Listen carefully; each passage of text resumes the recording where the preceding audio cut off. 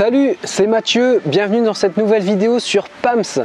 Comme vous avez vu dans la vidéo d'hier, nous avons vu comment aborder un concours de pêche, de mon point de vue, d'une vision extérieure avant le concours, en préparation, et puis je vous ai partagé quelques notions sur le concours en lui-même dans les grandes lignes.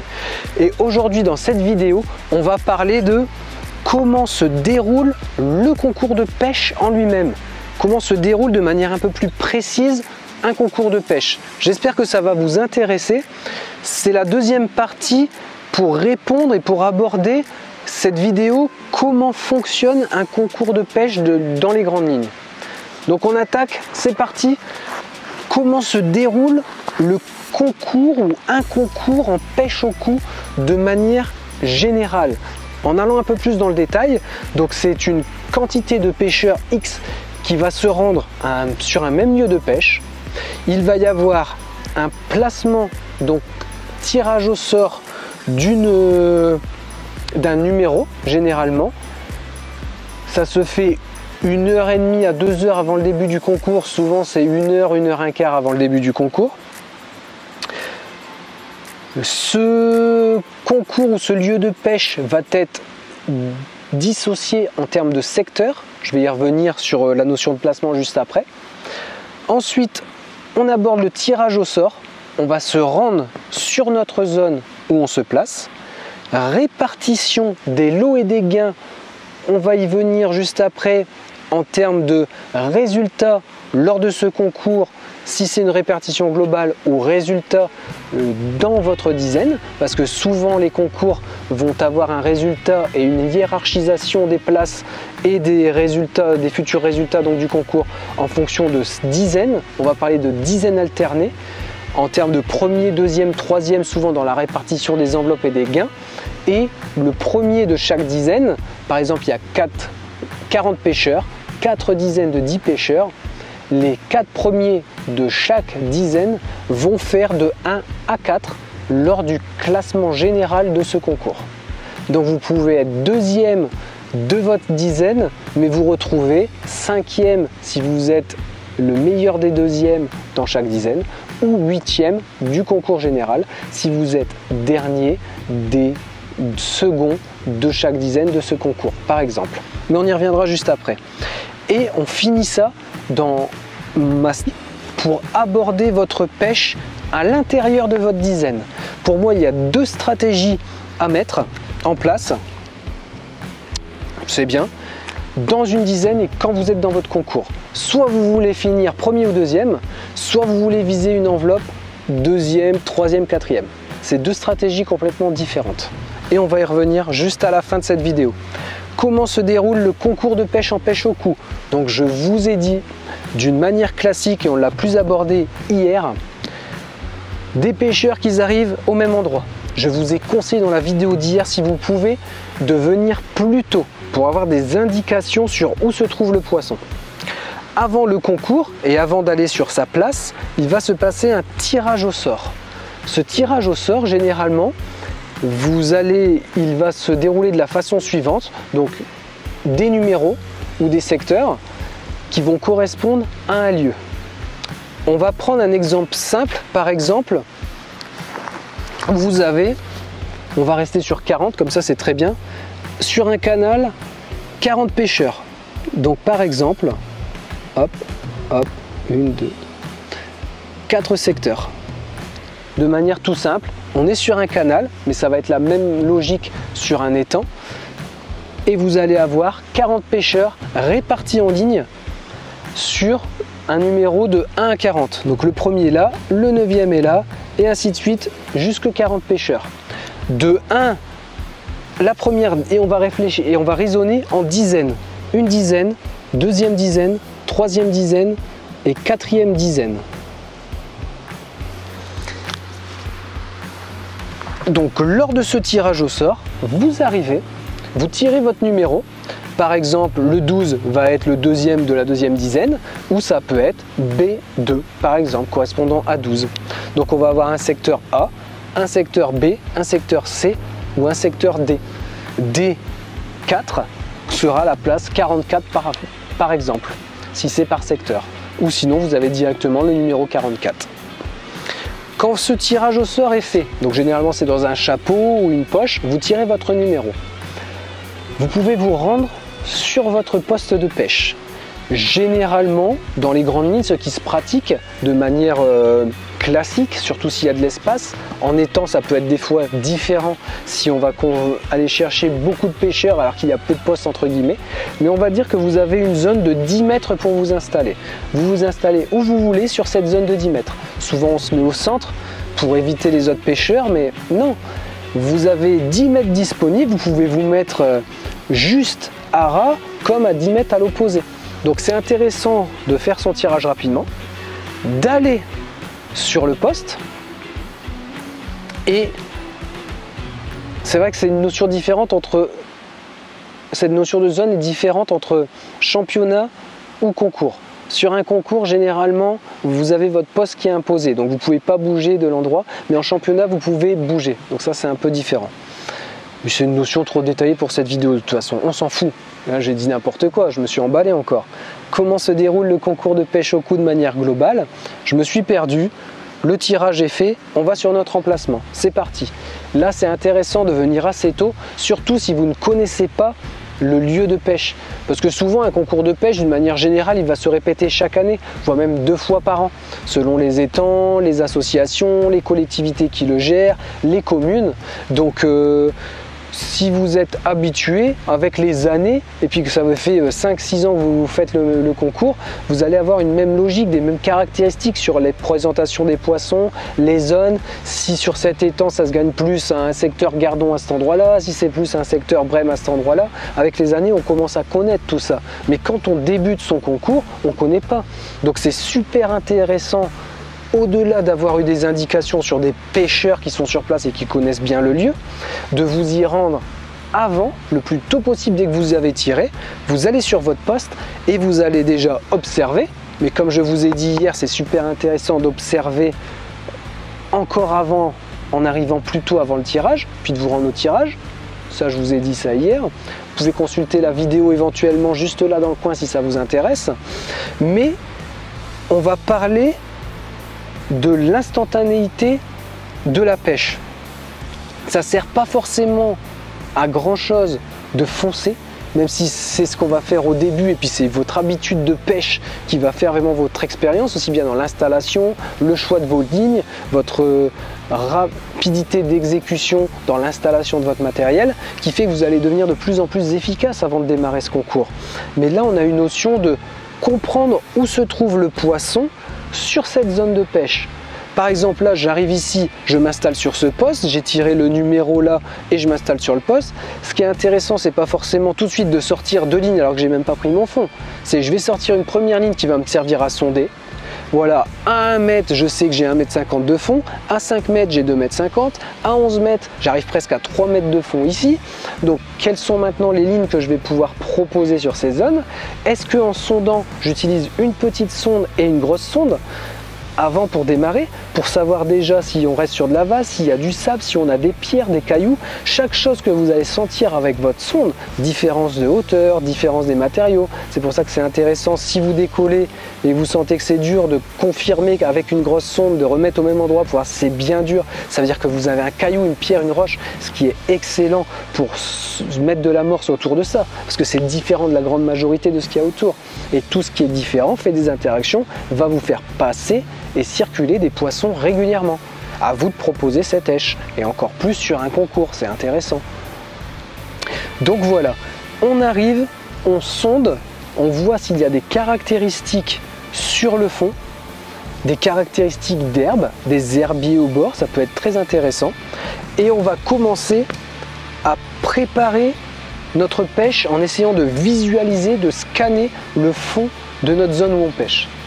Plus vous allez trouver des caractéristiques sur votre zone de pêche en termes d'herbes, d'algues, de touffes de plantes aquatiques, de accumulation de feuilles, de zones de vases, de zones de cailloux, des cailloux ou des branches, plus ça va vous donner une capacité et un choix d'amorcer sur des zones qui potentiellement les poissons se fixent. Ça c'est important. Si la zone est stérile, ce qui va faire la différence, c'est votre précision de l'amorce et votre rappel, mais surtout votre présentation de la ligne à chaque fois que vous allez faire un poisson.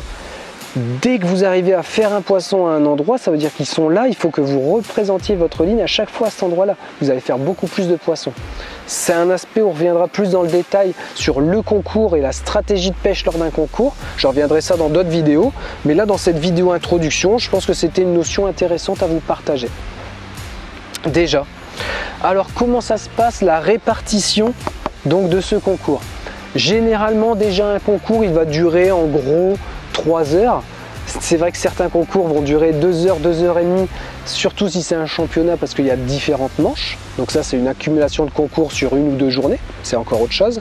Mais sur le concours en lui-même, ça peut aller de 3 heures à 5-6 heures, des fois avec une coupure le midi. Ça c'est des concours plutôt sympas, parce que ça reste convivial avec l'aspect alimentation le midi tous en commun. Mais sinon d'une manière classique, ça va être une arrivée le matin, un tirage au sort, le concours qui va se dérouler de 8h à 11h ou de 9h à midi. Et sur ce concours, on s'installe. 5 minutes avant le démarrage du concours, vous allez avoir un coup de feu, un pétard, un coup de fusil, n'importe quoi, un klaxon, une voiture qui dit ok c'est parti. On a 5 minutes pour amorcer. Donc là c'est 5 minutes d'amorçage, vous faites des grosses boules, tout ce que vous voulez, vous pouvez balancer votre son une fois, ce qui est stupide, mais vous allez mettre votre stratégie en place d'amorçage sur un poste, 2 postes, 3 postes selon où vous êtes. Moi j'adorais en faire 2 minimum, voire 3. Toujours une stratégie en bordure, juste avec de la terre et un peu de fouillis. Les perches adorent être au bord en racines et dès que vous avez des obstacles, vous allez pouvoir faire des perches en bordure. Allez-y, vous allez être surpris même en concours. Ça fait une grande différence pour gagner quelques points quand c'est très difficile au large et qu'on n'a pas encore d'indication si les poissons sont forcément là. Les meilleurs indicateurs quand vous êtes au large, c'est que vos voisins commencent à faire du poisson. Donc il est temps d'aller au large. Mais ça vous donne la capacité, dès le début du concours, à essayer de voir s'il y en a au bord, chose que quasiment aucun pêcheur va faire. Vous débutez votre concours au bord et vous arrivez à gratter les premiers poissons, les premiers alevins, les premières perches. Déjà vous êtes en confiance par rapport à tout le monde. Vous voyez qu'il n'y a pas trop de poissons à droite et à gauche. Et d'un seul coup, ça se met à avoir du poisson. Vous y allez, vous trouvez votre zone, vous faites du poisson. Déjà là, vous êtes bien, vous avez pris un peu d'avance. Pareil sur une stratégie à 4 mètres et à 10 mètres. Généralement, les concours dans les grandes lignes, en termes de longueur de canne, de manière classique, ça va être 11,50 m la longueur de canne au cou. Et donc, un amorçage, au premier coup de pétard, vous avez 5 minutes pour amorcer. Deuxième coup de pétard, donc c'est parti. Maintenant, on est dans le temps de concours. Il se place le temps de pêche et on revient sur la même notion. Boum, coup de pétard, coup de fusil, coup de tout ce que vous voulez. C'est les 5 dernières minutes de pêche. Vous savez que pendant cette période, il vous reste 5 minutes pour pêcher. Un poisson qui est sorti avant le second coup de pétard, donc la fin du concours, il compte. Vous êtes amarré en contact, en train de prendre un poisson qui est gros. Si la fin du concours retentit et que votre poisson est encore à l'eau, vous devrez obligatoirement le remettre à l'eau. Vous ne pouvez pas le mettre dans la bourriche, il ne compte pas. Par contre, si vous arrivez à le sortir, le mettre dans l'épuisette et de sortir rapidement avant le coup de pétard final, là il compte, c'est ok. Et maintenant, on va attendre la pesée. Le concours est fini, donc les poissons sont tous mis dans une bourriche et les membres du jury, du comité, de l'assaut vont passer pour peser votre pêche et vous aurez ainsi une répartition de votre classement parmi un secteur de 10 pêcheurs. Maintenant, on va parler de lot et de gain. Sur cet exemple, par exemple, il y a 40 pêcheurs. Donc la plupart du temps, vous allez avoir 4 dizaines. Souvent, on a mis un coût d'inscription en arrivant pour participer à ce concours. Et une enveloppe, donc un lot, souvent c'est des enveloppes qui vont être réparties entre les 3 premiers de chaque dizaine. Donc le premier de dizaine forcément a le plus, le deuxième a un peu moins, le troisième a encore un peu moins, souvent l'équivalent de l'inscription, et les 7 suivants n'ont rien. Ils repartent chez eux sans rien, à part avoir passé un bon moment, une expérience concours et appris encore de nouvelles choses au bord de l'eau avec des voisins, et puis voilà, ce sera un meilleur résultat pour le prochain concours et surtout une belle expérience si vous voulez revenir l'année suivante, parce que vous avez compris comment le poisson se comportait sur cette zone, sur ce secteur. Et ça, en fonction des années, vous pouvez vraiment cumuler. Il y a des concours que j'ai fait 4-5 années d'affilée. Et c'est vrai que la première, deuxième fois, c'était difficile. Année 3, 4 ou 5, j'étais systématiquement 1 ou 2 dizaines parce que j'avais compris des choses sur ce lieu et même je savais l'année suivante comment il allait répondre. Et d'une manière globale, les poissons sur une saison vont répondre à peu près pareil en termes de secteur, de leur couche, là où ils sont sur la couche d'eau, comment ils font les pêcher. Donc les premiers concours sont très difficiles quand vous ne connaissez pas le lieu, mais à chaque fois, ça devient de plus en plus facile. Autorisez-vous à tout noter, c'est super important. Quand vous rentrez chez vous, pour revenir l'année suivante, vous replongez dans ces notes, ça va vous donner des indications énormes. Et aussi sur les types d'amorces. Quelqu'un qui gagne le concours, qui gagne votre dizaine, allez voir son amorce. Qu'est-ce qui faisait la différence? Est-ce qu'elle était noire? Est-ce qu'elle avait la même couleur? Est-ce qu'elle collait? Elle collait pas? On ne peut pas toujours voir, mais souvent il reste toujours de l'amorce. Discutez avec le pêcheur. Est-ce que tu as fait une stratégie intéressante? Comment tu t'es distingué? C'était quoi ton type de... ton grammage de flotteur? Ta présentation des plombs? Mais enregistrez ça à chaque concours. Notez tout quand vous rentrez. Et vous allez devenir un tueur l'année suivante, puis encore l'année suivante. Vous allez commencer à monter très régulièrement dans le classement. C'est des indications gratuites. En plus, vous communiquez. Si vous parlez bien, c'est agréable pour le pêcheur qui s'est bien classé, qui a gagné ou qui est second et qui est heureux de partager ça, la plupart du temps. Et à vous de revenir plus fort l'année suivante. Ça, c'est super intéressant.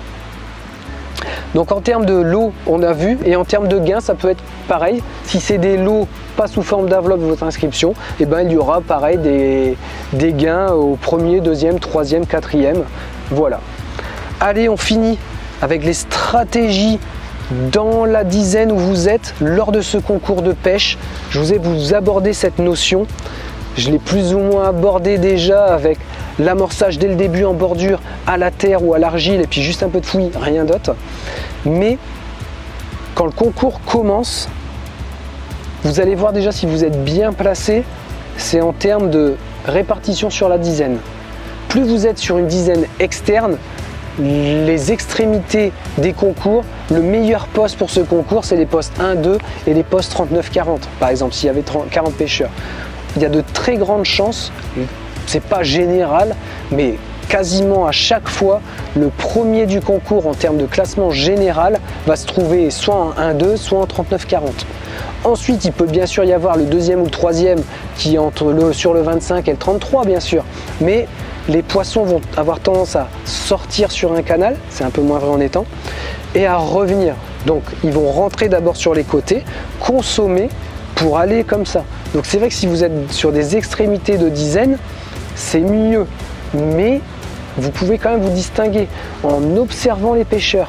Il faut que vous soyez à la fois ultra focus quand votre ligne est dans l'eau, mais quand vous avez une ligne hors de l'eau, à travailler un poisson, à enlever le poisson, remettre une autre rêche, à repartir à l'eau. Vous pouvez donner des indicateurs à droite-gauche qui au fur et à mesure de l'heure et demie de pêche vont vous donner des indications sur les fréquences des poissons pris. Et ça peut être intéressant pour changer votre stratégie lors de ce concours. Là, on parle un peu plus de détails pour essayer d'améliorer sa pêche. Mais du coup, c'est la première stratégie où je voulais venir. Vous voulez gagner, vous avez réussi à faire un beau poisson, restez focus non-stop sur cette stratégie et ne changez pas. Vous avez du mal, vous voyez que ça prend un peu plus de poissons à droite à gauche, eh bien, soit vous restez focus, vous visez le premier de dizaine ou rien du tout, vous êtes 7, 8 ou dernier avant-dernier de la dizaine, ou alors vous faites une stratégie intermédiaire où vous exploitez 2 postes de pêche. Vous revenez régulièrement à un endroit où vous faites des petits, dans la chance de prendre des gros, bordure 3-4 mètres, mais plus forcément à 10 mètres non-stop, sauf si tout le monde prend du poisson à 10 mètres, bien sûr, hein, votre pêche elle est là-bas à faire, bien sûr, et c'est à vous de vous distinguer, de faire la présentation pour augmenter votre fréquence de touche et aller plus vite que les autres, ok. Mais si c'est super difficile, vos voisins également, ben alors là, votre stratégie, c'est d'essayer de faire une enveloppe, tout simplement. 2e, 3e, 4e de dizaine. Et là, c'est un choix que vous devez faire lors de cette pêche. Allez, je reviendrai beaucoup plus dans le détail sur des stratégies lors de concours. Là, c'était une vidéo approche. Merci d'avoir regardé et consulté la vidéo d'hier, comment aborder un concours de pêche. Et merci d'avoir suivi cette vidéo. J'espère que ça vous donne des indications. Mettez-moi des commentaires si ça vous aide. Partagez, likez, c'est juste génial pour m'aider à me faire connaître. Et surtout, dites-moi si vous voulez d'autres sujets de vidéos. Là, la vidéo et la chaîne prend de plus en plus d'ampleur. C'est juste génial, c'est une grande partie et une nouvelle partie de mes revenus. Comme j'ai tout quitté à 37 ans, j'ai mis en place des logements en pleine forêt pour vous accueillir. Un modèle de pêche sur le type carpodrome, mais il y a plein de secteurs de pêche dans un rayon de 3/4 d'heure, 1 heure.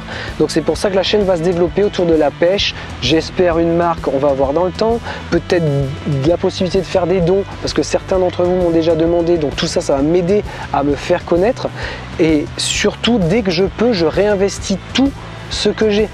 Donc ça veut dire que une personne va me rejoindre à la fois sur les logements, sur la pêche, c'est l'objectif, pour créer une équipe également autour de PAMS, plein de stratégies. Voilà, merci beaucoup de partager toutes ces vidéos. Faites de vos rêves votre vie. Salut!